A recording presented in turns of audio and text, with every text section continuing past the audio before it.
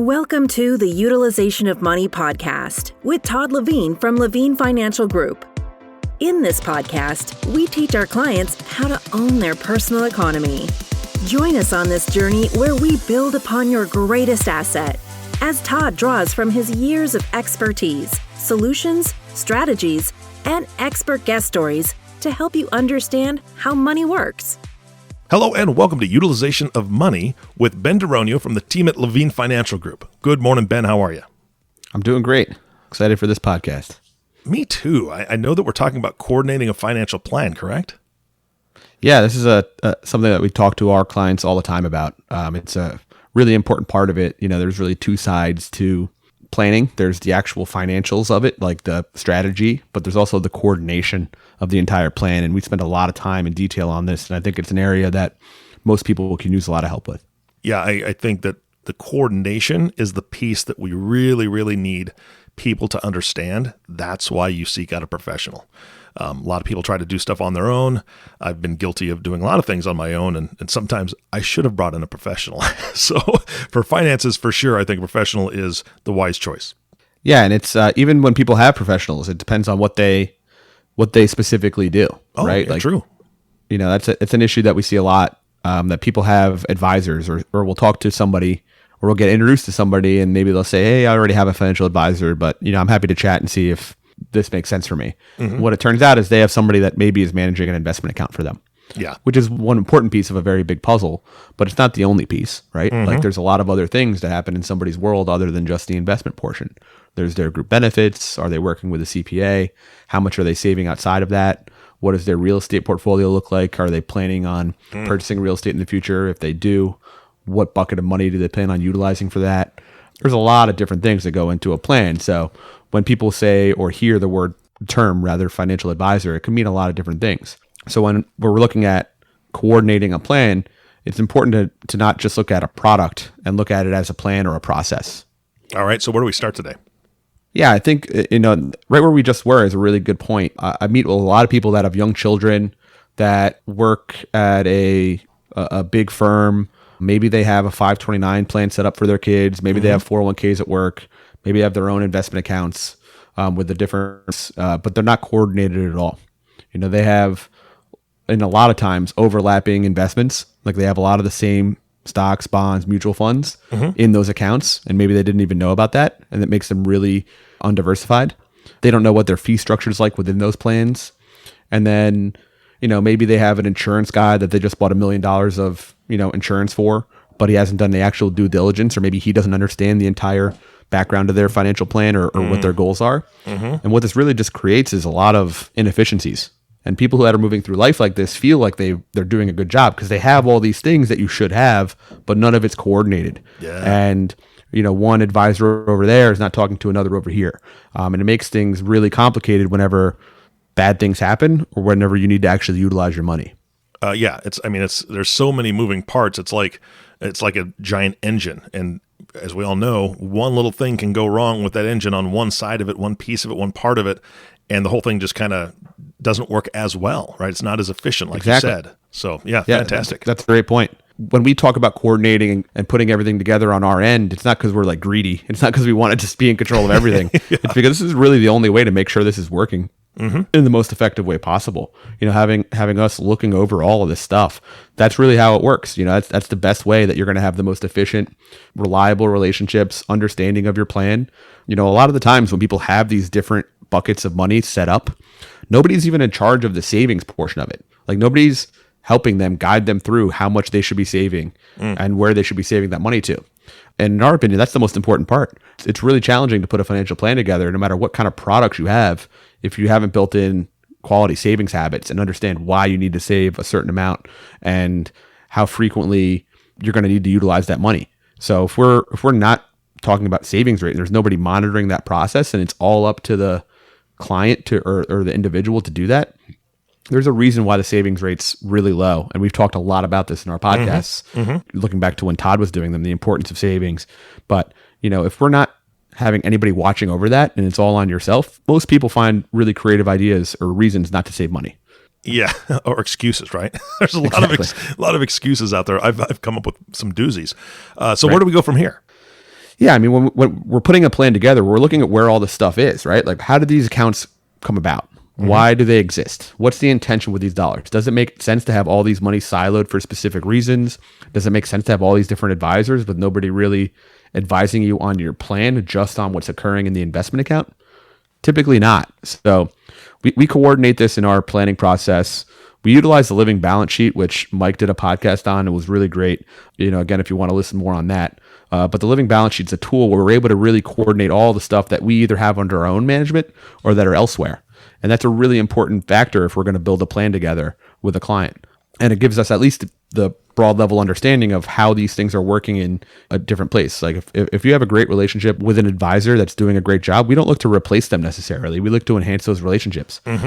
So having everything set up on the living balance sheet where everything's linked up and live, that's the first step in getting things coordinated, understanding where they are, how they got there, and seeing if we should make any adjustments with those.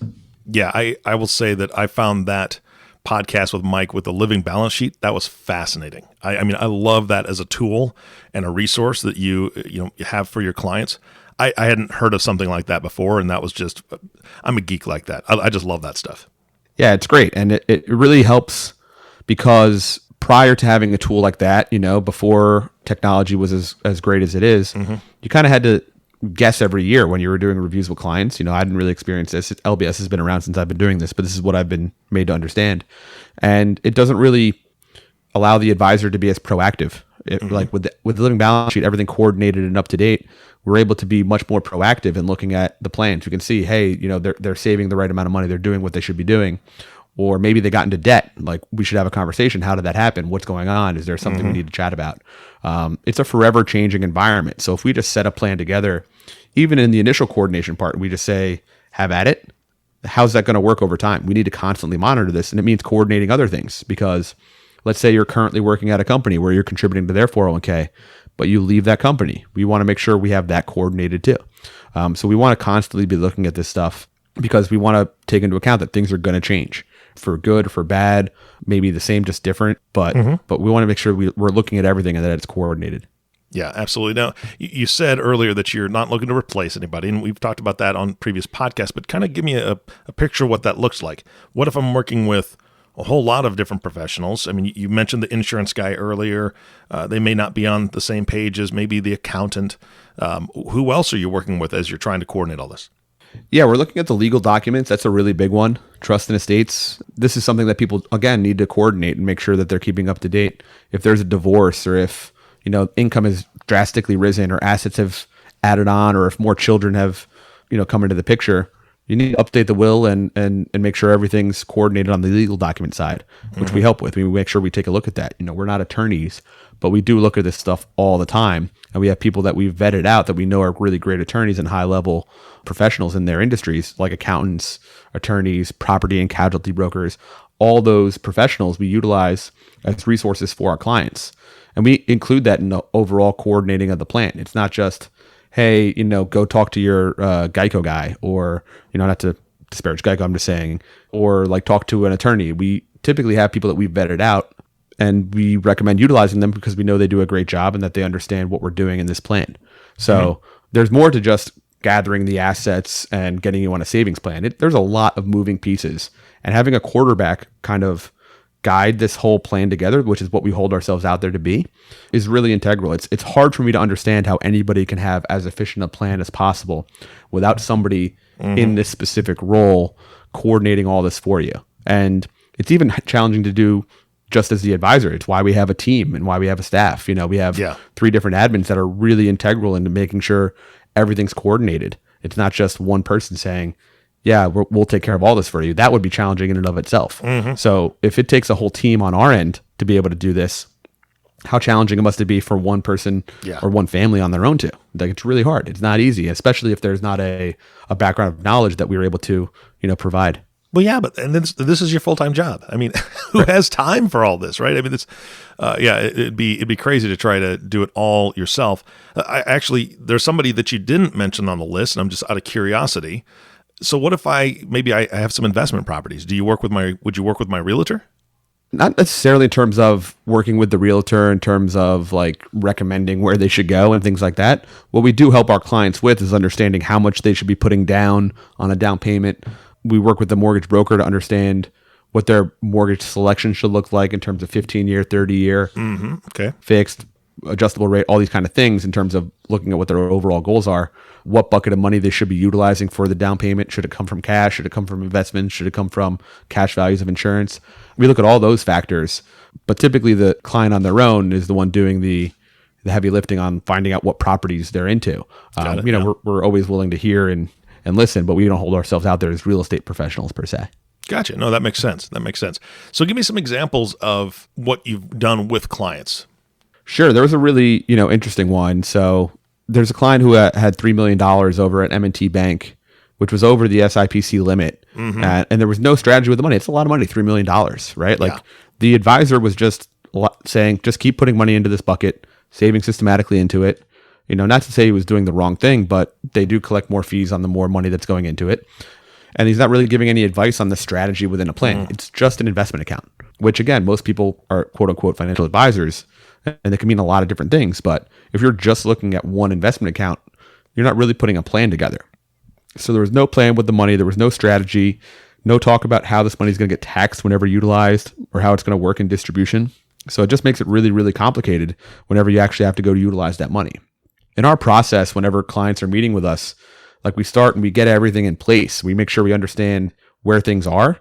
But then whenever we're actually implementing strategies, it's a really in-depth process in terms of coordinating everything and showing you the flow of money, which, I don't really know any other advisors that are doing it in that way. I'm sure there are, but the level of detail that we're able to provide for our clients in terms of coordinating this plan and showing you how the flows of money will work and how much you should be saving into what bucket and how that'll flow into other areas that are going to allow you to create wealth over time, that's pretty unique. And that's why it's so important to coordinate the plan to begin with. Because if we don't have all these things in the right order and we don't know where everything is or how much money's where and what the fee structure is like, what the tax is like, how long you've had the investment account for, it's really challenging to do that back end stuff. So we do ask our clients to do a little bit of heavy lifting in the front end to help us coordinate this. But from there on, it's really on us and our team to really make this as simple and easy for the client as possible. Yeah, you've spoken a lot about buckets, right? And I know that we could do an entire podcast on that, but $3 million, I mean, just sitting there, I can't imagine that they're making a huge percentage on any of that. And if that's supposed to be their liquid bucket or their cash bucket or whatever you want to call it, that doesn't make any sense. I mean, who needs that much cash on hand or liquid assets on hand? I mean, there's got to be a better way. So to hear that, that's part of the process to be able to say, hey, look, how much do you really need? How much do we really need or want to make sure that you have there? And what else could this money be doing for you? That flips the script, that changes the entire process and purpose of that money. Absolutely. Yeah. And that really ties into that first part, that product versus plan idea that we talked about. We always talk to our clients about lost opportunity cost. Money sitting in a bank has lost opportunity cost, but so does money in an investment account, because typically when money's growing in an investment account, you don't really want to utilize it. So like, where should we be saving to utilize money for opportunities and to create wealth? This is an area that whenever you have money just sitting in a bunch of different buckets for college, for like a 529 plan or a 401k or an investment account, things like that, where you just have it all segregated and not together, it makes it really hard to know whenever an opportunity does come, where am I utilizing it, how, and why, and am I making a really big mistake by taking it from one area and not another? And should I have planned differently for whenever this opportunity was going to happen? Because you never know when it will. So you kind of have to plan with the intention of something to occur at some point, and you want to make sure you're set up ideally for that from a tax perspective, from a lost opportunity cost perspective. It's really, really important. And if we don't have this stuff coordinated, there's no way we can get there. Again, when we're going through our initial process with our clients, we spend a lot of time doing this coordination and walking through, which they really do appreciate. It's a decent amount of conversations they're having with us. But once they have everything over and they understand where everything is, it's a big sigh of relief almost, knowing that like, hey, we know why we're doing X now. We know what if something does come across our face, we know exactly what we're going to do, where we're going to take the money from. We know that if we have any questions, we know who exactly to reach out to that's going to be able to help us. It's not like an 800 number. Everything's really coordinated. If we have if we're utilizing Living Balance Sheet and a link gets messed up, they know who to call. If they need a referral to a new accountant because they're not happy with theirs, they know who to call. So having a one-stop shop for a lot of this, I could only imagine how, again, relieved clients are to not have to just reach out to a bunch of different places or have this one big junk file within their, under their desk with all their financial documents. Yeah, absolutely. So I'm going to ask you a question. You guys have been doing this for a very long time. What kind of pushback do you get from the other professionals that your clients are working with when you first start this process?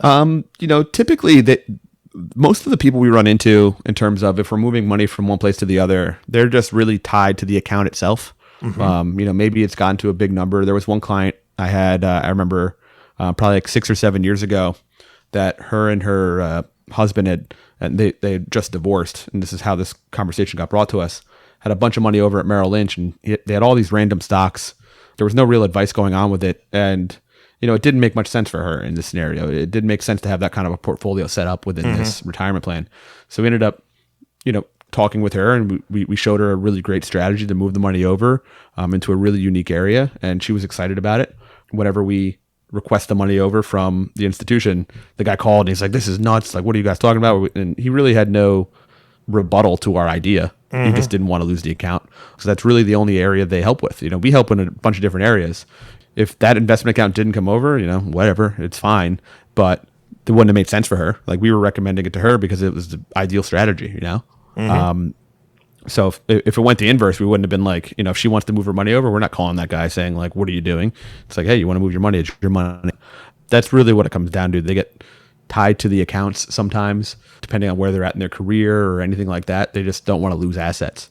Yeah, and I would say that anybody who's listening, including myself, if it was a situation where my advisor was getting defensive or, my professional was getting defensive and there was this big pushback, I would have to question the motives. And that's just me personally. Right. I would wonder, hopefully, like you said, you're not trying to replace anybody's relationships, but if their advisor's doing well, but they just aren't working together as a team with the other professionals that are in their life, that's what you guys do and that's what you provide. So I love the fact that you're trying to keep relationships intact, but at the same time, I love the fact that you kind of smoke out the professionals that aren't in it for the right reasons, in my opinion.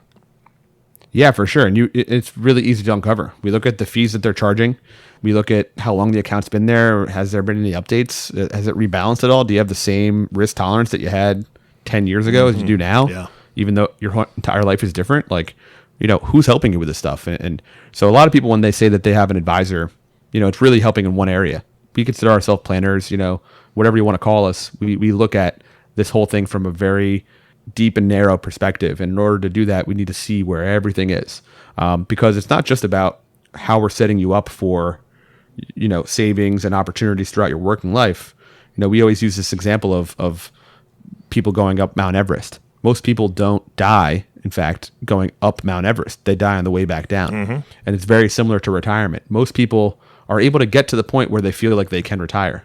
Where they've messed up and made mistakes is that they have not properly planned for the distribution part of retirement. They've not done what they've needed to do in terms of saving the right amount of money all along the way into the right areas to know that if tax rates change or if the economy changes, if inflation changes, that they're still going to be okay. They haven't taken the proper steps in order to verify that. Not only are we coordinating this for now, but we're really setting this up so that there's a clear and obvious distribution model set up for whenever you are in retirement. Yeah. Or if you're exiting a business. It's a really similar idea. We want to make sure we're looking at that now, even though you're in your 30s or 40s or early 50s, rather than, okay, we'll just deal with it when it comes there. Let's get to a really high number and then you can just quit working. Like, it's not really the idea. It needs to be more coordinated than that. Yeah. And Mike did a really great podcast on this too, in terms of income in retirement, which kind of feeds right into this. So really this part of and why I like that I got to do this podcast was, it's really tying in all the things we've already talked about in our other podcasts. So the 401k idea, life insurance, the importance of having proper protections in place, coordinating that, talking with other professionals, mortgage advisors, property casualty people, guaranteed income in retirement, all those items, LBS, they all need to be coordinated. And I think we've done like 20 podcasts or so. So think about all the things that we're helping our clients with on a regular basis. And this stuff always is monitored. Again, it's not just set it and forget it. So I was really excited to do this one because it's really tying all that together. And also what I really like is that we've covered a lot of this already. So if any of this piqued your interest, I would just refer back to the podcast on that specific topic, whether it be, Mike's on retirement or Todd's on the 401k or savings rates, things like that, where he's able to talk more in depth about the specific items. But when you really look at a high level, if we're not coordinating all this and we're just doing everything one off, it'll almost never work. So where can the listener go and find a list of your podcasts with the descriptions so they know what they're listening to? Sure. We have it on our website, ownyourpe.com, which stands for Own Your Personal Economy, which is kind of like our motto. It's what we want our clients to do. And this is obviously a step in doing that and owning it. And we have a list of all of our podcasts with pretty accurate descriptions and in-depth descriptions on what they're about. There's a couple series that we have that, are a couple podcasts in a row.